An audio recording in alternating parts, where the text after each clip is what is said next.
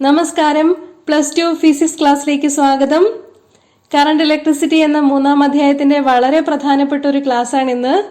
Kirchhoff's rules ആണ് ഇന്ന് discuss ചെയ്യുന്നത്. ആരാണ് കിർച്ചോഫ്? അദ്ദേഹം ഒരു ജർമ്മൻ ഫിസിസിസ്റ്റ് ആയിരുന്നു. ചിത്രം ഇവിടെ കാണിച്ചിട്ടുണ്ട്. കോംപ്ലിക്കേറ്റഡ് സർക്യൂട്ട്സിനെ സിംപ്ലിഫൈ ചെയ്യാനായിട്ട് 2 നിയമങ്ങൾ ആവിഷ്കരിച്ച ജർമ്മൻ ഫിസിസിസ്റ്റ് ആണ് ഗസ്താവ് റോബർട്ട് കിർച്ചോഫ്. കിർച്ചോഫ് സ്പെല്ലിംഗ് പ്രത്യേകം ശ്രദ്ധിക്കുക. KIRCHHOFF. ഓക്കെ. ഇപ്പൊ ഒരു സർക്യൂട്ടിൽ കൂടിയുള്ള കറണ്ടും പൊട്ടൻഷ്യൽ ഡിഫറൻസും ഒക്കെ കൃത്യമായി കണക്കാക്കാൻ കിർച്ചോഫ്സ് റൂൾസിനെ പ്രയോജനപ്പെടുത്താം. നമുക്കറിയാം, ഇലക്ട്രിക് സർക്യൂട്ടുകളെ സംബന്ധിച്ചിടത്തോളം ഏറ്റവും അടിസ്ഥാനപരമായ നിയമം എന്ന് പറയുന്നത് ഓംസ് ലോ ആണ്. പക്ഷേ ഒരു സർക്യൂട്ടിൽ തന്നെ ഒന്നിലധികം EMFകളുടെ സോഴ്സുകളോ ഒരുപാട് റെസിസ്റ്ററുകളോ ഒക്കെ ഉപയോഗിക്കേണ്ടി വന്നാൽ അത്തരം സർക്യൂട്ടിൽ ഓംസ് ലോ പ്രായോഗികമായിരിക്കില്ല. സിമ്പിൾ സർക്യൂട്ട്സിലാണ് ഓംസ് ലോ എളുപ്പത്തിൽ കറണ്ടും പൊട്ടൻഷ്യൽ ഡിഫറൻസും ഒക്കെ കണക്കാക്കാൻ വേണ്ടി ഉപയോഗിക്കാൻ സാധിക്കുക. കോംപ്ലിക്കേറ്റഡ് സർക്യൂട്ട്സിൽ നമുക്ക് കിർച്ചോഫ്സ് റൂൾസ് ആണ് പ്രായോഗികമായിട്ടുള്ളത്. 2 റൂളുകളാണ് പ്രധാനമായുള്ളത്. ഒന്നാമത്തെ റൂള് ജംഗ്ഷൻ റൂൾ അല്ലെങ്കിൽ പോയിന്റ് റൂൾ എന്നറിയപ്പെടുന്നു. ഒരു ജംഗ്ഷനിൽ മീറ്റ് ചെയ്യുന്ന കറണ്ടുകളുടെ ടോട്ടൽ സം 0 ആയിരിക്കും എന്ന് പറയുന്നതാണ് Kirchhoff's first rule. Algebraic sum of currents meeting at any junction in an electric circuit is 0. ഇത് സ്റ്റേറ്റ്മെന്റ് ഇമ്പോർട്ടന്റ് ആണ്. സിഗ്മ I = 0 എന്നുള്ളതാണ് mathematical version, mathematical statement. Sigma I = 0. Meet ചെയ്യുന്ന കറണ്ടുകളുടെ തുക, അതാണ് സിഗ്മ I. അത് 0 ആയിരിക്കും എന്ന് പറയുന്നതാണ് ജംഗ്ഷൻ റൂൾ അല്ലെങ്കിൽ പോയിന്റ് റൂൾ. ഇവിടെ ജംഗ്ഷൻ ഏതാണെന്ന് കാണിച്ചിട്ടുണ്ട്. 5 കറണ്ടുകൾ കാണിച്ചിട്ടുണ്ട്. എല്ലാം കൂടെ ഒരു പോയിന്റിൽ മീറ്റ് ചെയ്യാണ്. I1, I2, I3 വരുന്ന കറണ്ടുകളാണ്, ഇൻകമിംഗ് കറണ്ട് ആണ്. ഓക്കെ. I4, I5 ഇവ പോകുന്ന കറണ്ടുകളാണ്. ഇൻകമിംഗ് കറണ്ടുകൾ പോസിറ്റീവ് ആയിട്ടാണ് എടുക്കുന്നത്, ഔട്ട് ഗോയിങ് കറണ്ടുകൾ നെഗറ്റീവ് ആയിട്ടാണ് എടുക്കുന്നത്. Okay. Currents reaching the junction are taken as positive, currents leaving the junction are taken as negative. Okay. അങ്ങനെ വരുമ്പോൾ ടോട്ടൽ സം 0 എങ്ങനെ എഴുതാൻ പറ്റും? I1 + I2 + I3 - I4 - I5 = 0. വരുന്ന കറണ്ടുകൾ സമം പോകുന്ന കറണ്ടുകൾ. വരുന്ന കറണ്ടുകൾ ഏതൊക്കെയാണ്? I1 + I2 + I3. ഇതാണ് വരുന്ന കറണ്ടുകളുടെ തുക. പോകുന്ന കറണ്ടുകൾ I4 ഉം I5 ഉം. Okay. I1 + I2 + I3 = I4 + I5 as given here. Okay. So junction rule മനസ്സിലായി കാണും എന്ന് വിചാരിക്കുന്നു. ഇനി നമുക്ക് കിർച്ചോഫിന്റെ രണ്ടാമത്തെ റൂൾ പരിശോധിക്കാം. മെഷ് റൂൾ അല്ലെങ്കിൽ ലൂപ്പ് റൂൾ എന്നാണ് അറിയപ്പെടുന്നത്. രണ്ടാമത്തെ റൂള് സ്റ്റേറ്റ്മെന്റ് ഇങ്ങനെയാണ്: algebraic sum of products of currents and resistances in any closed loop equal to the algebraic sum of the EMFs in that loop.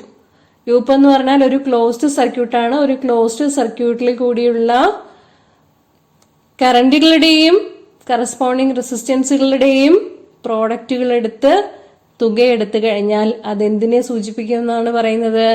Total EMF. ആ ലൂപ്പിലെ total EMFനെ സൂചിപ്പിക്കും. The algebraic sum of the products of currents and resistances in any closed loop is equal to the algebraic sum of the EMFs in that loop.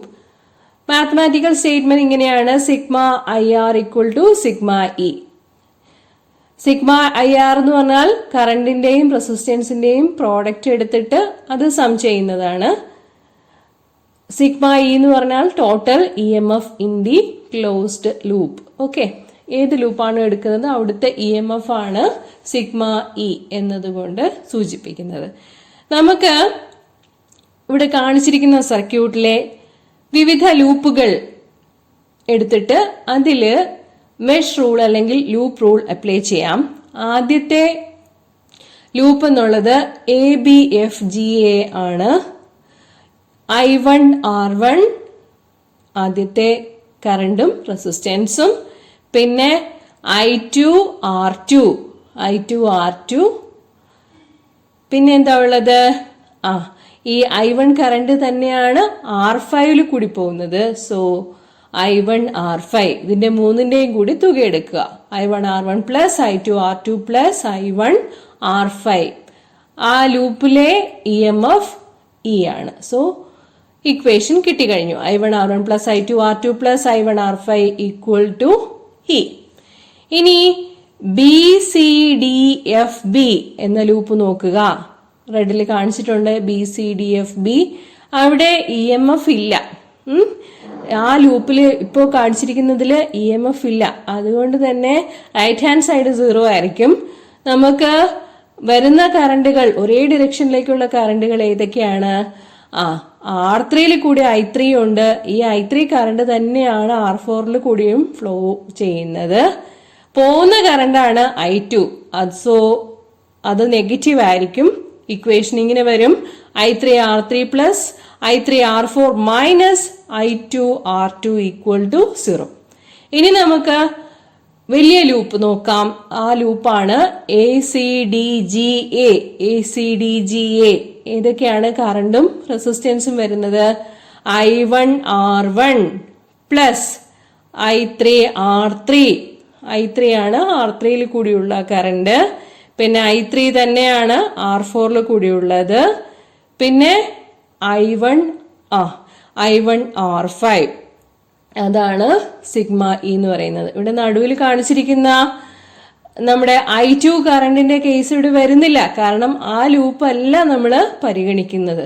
So ഇതാണ് mesh rule അല്ലെങ്കിൽ loop rule എന്ന് പറയുന്നത്. Problem ചെയ്യുമ്പോൾ കൂടുതൽ കാര്യങ്ങൾ മനസ്സിലാവും. Okay, ഇതുവരെ പഠിച്ച തിയറി വെച്ച് ഏതാനും പ്രോബ്ലംസ് വർക്ക്ഔട്ട് ചെയ്താലോ? ഫസ്റ്റ് പ്രോബ്ലം നോക്കിക്കോളൂ. The storage battery of a car has an EMF of 12 volt. If the internal resistance of the battery is 0.4 ohm, what is the maximum current that can be drawn from the battery? എന്താണ് പറഞ്ഞിരിക്കുന്നത്? ഒരു storage ബാറ്ററിയുടെ EMF തന്നിട്ടുണ്ട്. അതിന്റെ internal resistance 0.4 ഓം ആണ്. അങ്ങനെയാണെങ്കിൽ maximum current എത്രയായിരിക്കും, എത്ര ആവാം എന്നാണ് ചോദ്യം. മാക്സിമം കറണ്ട് എങ്ങനെയാണ് കണ്ടുപിടിക്കുക? മാക്സിമം കറണ്ട് സർക്യൂട്ടിൽ നിന്ന് ഡ്രോ ചെയ്യാൻ പറ്റുന്നത് എക്സ്റ്റേണൽ റെസിസ്റ്റൻസ് ഒന്നും ഇല്ലാതിരിക്കുമ്പോഴാണ്. ഓക്കെ, ഇന്റേണൽ റെസിസ്റ്റൻസ് മാത്രം കണക്കാക്കുമ്പോഴാണ്. So we have the equation V = IR. ഓംസിൽ വെച്ചിട്ടുള്ള പ്രോബ്ലം ആണിത്. ഇന്റേണൽ റെസിസ്റ്റൻസ് സ്മോൾ r ആണ് 0.4 ഓം. മാക്സിമം കറണ്ട് വരണമെന്നുണ്ടെങ്കിൽ മറ്റ് റെസിസ്റ്റൻസുകളൊന്നും ഉണ്ടാകാൻ പാടില്ല. സോ എക്സ്റ്റേണൽ റെസിസ്റ്റൻസിന്റെ വാല്യൂ 0.4 ഓം തന്നെ കൊടുക്കാവുന്നതാണ്. So current I = V/R = 30 ampere എന്ന് കിട്ടുന്നതായിരിക്കും. Okay, over to problem number 2. A battery of EMF 10 volt and internal resistance 3 ohm is connected to a resistor. If the current in the circuit is 0.5 ampere, what is the resistance of the resistor? What is the terminal voltage of the battery when the circuit is closed? Okay, നമുക്ക് equation അറിയാം. Equation എന്ന് പറയുന്നത് EMF E = terminal volt plus lost volt എന്നുള്ളതാണ്. E = I × R plus I × small r. നമുക്ക് ഇവിടെ തന്നിരിക്കുന്നത് EMF 10 volt ആണ്. Internal resistance 3 ampere ആണ്. സർക്യൂട്ടിൽ കൂടിയുള്ള കറണ്ട് 0.5 ആംപിയർ ആണ്. അപ്പോൾ നമ്മുടെ ഇക്വേഷനിൽ ഒരേ ഒരു അൺനോൺ മാത്രമേ വരുന്നുള്ളൂ, ക്യാപിറ്റൽ R. ക്യാപിറ്റൽ Rന് വേണ്ടിയിട്ട് ഇക്വേഷൻ റീറൈറ്റ് ചെയ്യുക. എക്സ്റ്റേണൽ റെസിസ്റ്റൻസ് എത്രയാവണം എന്നുള്ളതാണ്. R = E - I × small r divided by I. Values substitute ചെയ്ത് കൊടുക്കുക. You will get the answer to be 17 ohm. Okay, അങ്ങനെയാണെങ്കിൽ ഇപ്പം എക്സ്റ്റേണൽ റെസിസ്റ്റൻസ് കിട്ടിക്കഴിഞ്ഞു. അതാണ് ക്യാപിറ്റൽ Rന്റെ value. What is the terminal voltage of the battery? Terminal voltage എന്ന് പറഞ്ഞാൽ external റെസിസ്റ്റൻസിന് അക്രോസ് ആയിട്ടുണ്ടാകുന്ന പൊട്ടൻഷ്യൽ ഡ്രോപ്പ് ആണ്. അതാണ് terminal voltage. Terminal voltage V = I × R. Okay. I value already തന്നിട്ടുണ്ട്, ആർ വാല്യൂ നമ്മളിപ്പോൾ കണ്ടുപിടിച്ചു. So V equal to 0.5 into 17 equal to 8.5 volt. Clear? ഇനി നമുക്ക് തേർഡ് ക്വസ്റ്റ്യൻ നോക്കാം. വളരെ സിമ്പിൾ ആണ്. ഓംസ് ലോയുടെ ആപ്ലിക്കേഷൻ ആണ് ഇവിടെ. 3 resistors 1 ohm, 2 ohm and 3 ohm are combined in series. What is the total resistance of the combination? Series combinationന്റെ effective resistance അല്ലെങ്കിൽ equivalent resistance എന്താണെന്ന് നമുക്കറിയാം. R1, R2, R3 ആണ് 3 റെസിസ്റ്റൻസുകളെങ്കിൽ effective resistance R equal to R1 plus R2 plus R3 ആയിരിക്കും. So the value is 1 plus 2 plus 3 equal to 6 ohm. Okay. B part നോക്കാം. If the combination is connected to a battery of 12 volt and negligible internal resistance, obtain the potential drop across each resistor. Okay. നമ്മൾ internal resistance ഒക്കെ discuss ചെയ്ത് ആ class ഒന്ന് refer ചെയ്യുന്നത് നല്ലതായിരിക്കും. ഈ problem workout ചെയ്യുന്നതിന് മുമ്പ് എളുപ്പമാണിത്. ഇവിടെ എന്താ പറഞ്ഞിരിക്കുന്നത്? ഇന്റേണൽ റെസിസ്റ്റൻസ് ഇല്ല, അപ്പോൾ ലോസ്റ്റ് വോൾട്ട് കൺസിഡർ ചെയ്യേണ്ട കാര്യമില്ല. ഓരോന്നിന്റെയും ടെർമിനൽ വോൾട്ടേജ് ആണ് കാണാൻ പറഞ്ഞിരിക്കുന്നത്. ഓരോ റെസിസ്റ്ററിനും അക്രോസ് ആയിട്ടുള്ള ടെർമിനൽ വോൾട്ടേജ് മാത്രമാണ് കാണാൻ പറഞ്ഞിരിക്കുന്നത്. അല്ലെങ്കിൽ potential drop across R1, potential drop across R2, potential drop across R3, ഇതാണ് കാണാൻ പറഞ്ഞിരിക്കുന്നത്. അതിനാദ്യം പൊട്ടൻഷ്യൽ ഡിഫറൻസ് എത്രയാണെന്ന് അറിയണം. V ഈക്വൽ ടു IR എന്നുള്ളതാണ് ഇക്വേഷൻ. പൊട്ടൻഷ്യൽ ഡിഫറൻസ് 12 വോൾട്ട് ആണെന്ന് നമുക്കറിയാലോ. അപ്പോ ഇഫക്റ്റീവ് റെസിസ്റ്റൻസിൽ കൂടിയുള്ള കറണ്ട് I എന്നുള്ളത് I equal to V by R ആയിരിക്കും. So 12/6 equal to 2 ampere. Okay. Effective റെസിസ്റ്റൻസിൽ കൂടിയുള്ള കറണ്ട് 2 ആംപിയർ ആണ്. അത് തന്നെയായിരിക്കും എങ്ങനെ സീരീസ് കോമ്പിനേഷൻ ആയതുകൊണ്ട് ഓരോ റെസിസ്റ്ററിലും കൂടിയുള്ള കറണ്ട് എന്ന് പറയുന്നത്. ഓക്കെ. ഓരോ സീരീസ് കോമ്പിനേഷൻ എന്ന് പറഞ്ഞാൽ തന്നെ നമുക്കറിയാം, when the same current flows through all the resistors connected, then that combination is called a series combination. Okay. So potential difference, potential drop across each of the resistors can be easily worked out. Potential drop across R1 or 1 ohm equal to V1 equal to IR1 equal to 2 ampere into 1 ohm equal to 2 volt. Okay. Potential drop across 2 ohm V2 equal to IR2. The same current is considered here also. So V2 equal to I 2 ampere into 2 ohm equal to 4 volt. Then potential drop across 3 ohm V3 equal to IR3 equal to I is 2 ampere and R3 is 3 ohm. So V3 equal to 6 volt. എളുപ്പമല്ലേ ഈ problem ഒക്കെ? Okay. ഇനി നമുക്ക് നാലാമത്തെ problem workout ചെയ്യാം. Parallel combination of resistors ആണ് ഈ പ്രോബ്ലത്തില്. A part നോക്കിക്കോളൂ. 3 resistors 2 ohm, 4 ohm and 5 ohm are combined in parallel. What is the total resistance of the combination? Parallel combination of റെസിസ്റ്റേഴ്സിൽ എങ്ങനെയാണ് കേസ് വരുന്നതെന്ന് അറിയാം.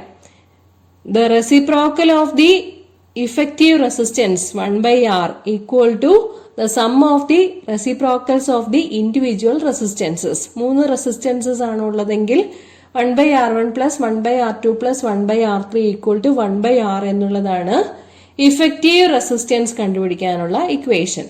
ഓക്കെ. 1/2 plus 1/4 plus 1/5 ആയിരിക്കും 1/R. LCM 2, 4, 5ന്റെ LCM 20 ആണ്.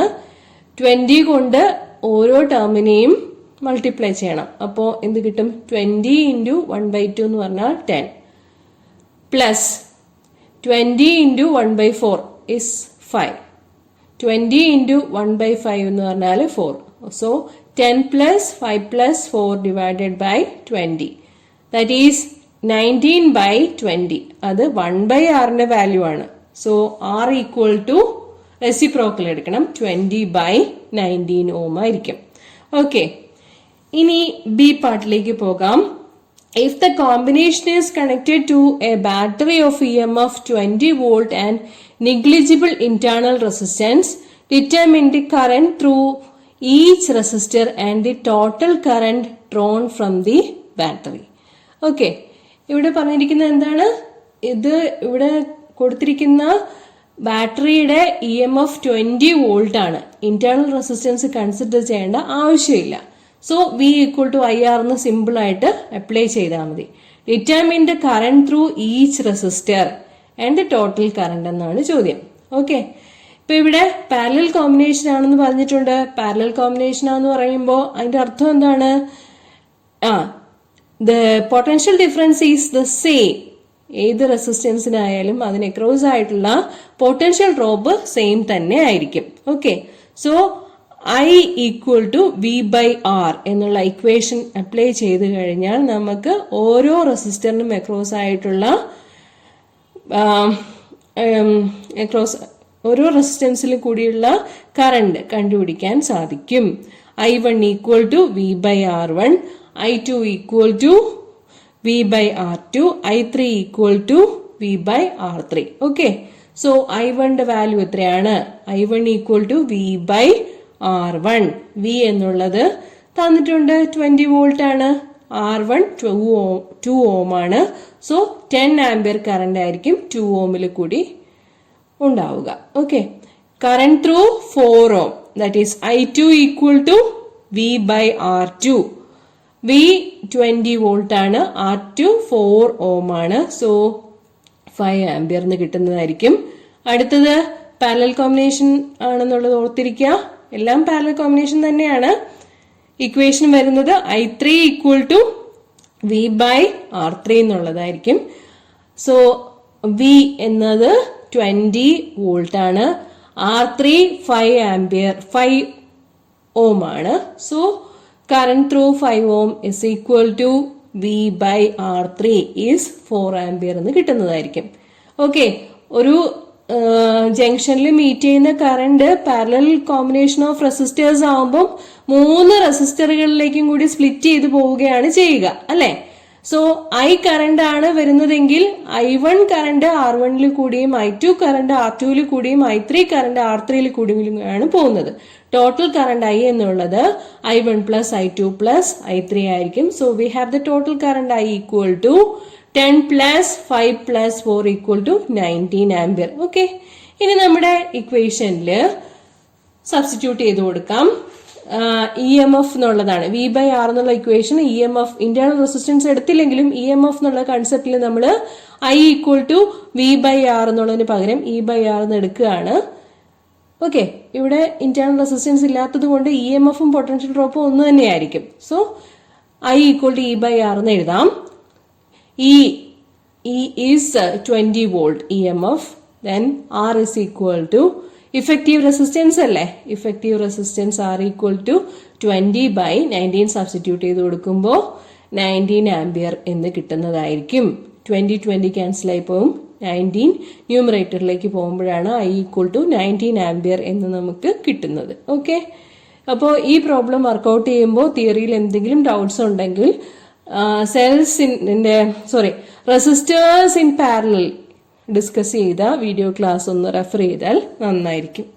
Okay, problem number 5.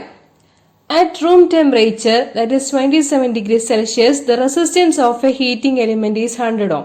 What is the temperature of the element if the resistance is found to be 117 ohm? Given that the temperature coefficient of the material of the resistor is 1.7 into 10 power minus 4 per degree Celsius. Okay, ഈ problem direct substitution problem തന്നെയാണ്. നമ്മൾ temperature dependence of റെസിസ്റ്റിവിറ്റിയിൽ പറഞ്ഞ equation തന്നെയാണ് ഇവിടെയും വരുന്നത്. Temperature dependence of റെസിസ്റ്റിവിറ്റിയിലെ കണ്ട equation ഇതായിരുന്നു. ρT equal to ρ0 into 1 plus alpha into T minus T0. Okay, ρT എന്ന് പറയുന്നത് resistivity at temperature T and ρ0 is the initial temperature, alpha is the temperature coefficient of resistivity and T minus T0 is the difference in temperature. Okay, ഇവിടെ നമുക്ക് temperature coefficient തന്നിട്ടുണ്ട്, ഒരു temperature തന്നിട്ടുണ്ട്, അതുപോലെ 2 resistances തന്നിട്ടുണ്ട്. Okay, റെസിസ്റ്റൻസും റെസിസ്റ്റിവിറ്റിയും ഒരു equation തന്നെ ഇവിടെ അപ്ലൈ ചെയ്യാൻ പറ്റുന്നതായിരിക്കും. സോ നമ്മുടെ ഇക്വേഷൻ ഇങ്ങനെ എഴുതാം: R2 equal to R1 into 1 plus alpha into delta T. T minus T 0 എന്ന് പറയുന്നതിന് പകരം ഡിഫറൻസ് ഇൻ ടെമ്പറേച്ചർ ആയിട്ട് കൊടുക്കാം. R1 into 1 plus alpha T. Okay, ഇവിടെ തന്നിരിക്കുന്ന വാല്യൂസ് ഒക്കെ സബ്സ്റ്റിറ്റ്യൂട്ട് ചെയ്യാം. ആദ്യം റൂം ടെമ്പറേച്ചർ ആണ് T1. Okay, so T1 equal to 27 degree Celsius. അന്നേരമുള്ള റെസിസ്റ്റൻസ് ആയിരുന്നു 100 ഓം. ഓക്കെ, ഇനി ടെമ്പറേച്ചർ കൂട്ടുകയാണ്. ടെമ്പറേച്ചർ കൂട്ടുമ്പോഴായിരിക്കും റെസിസ്റ്റൻസ് കൂടുന്നത്, അല്ലെ? സോ T2 നമുക്ക് എത്രയാണെന്ന് അറിയില്ല. T2 ആണ് കണ്ടുപിടിക്കാനുള്ളത്. ടെമ്പറേച്ചർ കൂട്ടിയപ്പോൾ റെസിസ്റ്റൻസ് 117 ഓം ആയിട്ട് കൂടിയെന്നാണ് പറയുന്നത്. ടെമ്പറേച്ചർ കോഎഫിഷ്യന്റ് ഓഫ് റെസിസ്റ്റൻസ് തന്നിട്ടുണ്ട്. Alpha 1.7 into 10⁻⁻⁴ per degree Celsius. Okay, അപ്പോ R2 equal to R1 into 1 plus alpha delta T എന്നുള്ള ഇക്വേഷനിൽ സബ്സ്റ്റിറ്റ്യൂട്ട് ചെയ്ത് കൊടുത്തിട്ട് ആദ്യം നമ്മൾ ഡെൽറ്റ ടി കണ്ടുപിടിക്കുക. ഡെൽറ്റ ടി കണ്ടുപിടിച്ചു കഴിഞ്ഞാൽ ടെമ്പറേച്ചർ എളുപ്പത്തിൽ കണ്ടുപിടിക്കാൻ പറ്റും. Okay, so T2 minus T1 എന്നുള്ളതാണ് ഡെൽറ്റ ടി എന്ന് പറയുക. ഓക്കെ, T1 അറിയാം, ഡെൽറ്റ ടി അറിയാമെന്നുണ്ടെങ്കിൽ T2 എളുപ്പത്തിൽ കണ്ടുപിടിക്കാനാവുന്നതാണ്. Okay, delta T equal to R2 minus R1 divided by R1 alpha. ആ ഇക്വേഷൻ എന്ന് എഴുതിയതാണ്. R2 117 ഓം, R1 100 ഓം, R1 100 ഓം, ആൽഫ 1.7 ഇൻറ്റു 10⁻⁻⁴. അപ്പോൾ വാല്യൂസ് സബ്സ്റ്റിറ്റ്യൂട്ട് ചെയ്ത് കൊടുക്കുമ്പോൾ നമുക്ക് കിട്ടും ഡിഫറൻസ് ഇൻ ടെമ്പറേച്ചർ എന്ന് പറയുന്നത് 1000 ഡിഗ്രി സെൽഷ്യസ് ആണ്. ഓക്കെ, സോ കൂടിയ ടെമ്പറേച്ചർ എത്രയാണെന്നുള്ളത് എളുപ്പത്തിൽ കണ്ടുപിടിക്കാൻ പറ്റും. T2 minus T1 is equal to delta T എന്നുള്ളതാണ്. So T2 equal to T1 plus delta T. T1 27 degree Celsius എന്ന് തന്നിട്ടുണ്ട്. ഡെൽറ്റ ടി 1000 ഡിഗ്രി സെൽഷ്യസ് എന്ന് നമുക്കിപ്പോൾ കിട്ടി. സോ കൂടിയ ടെമ്പറേച്ചർ 1027 ഡിഗ്രി സെൽഷ്യസ്. ഓക്കെ.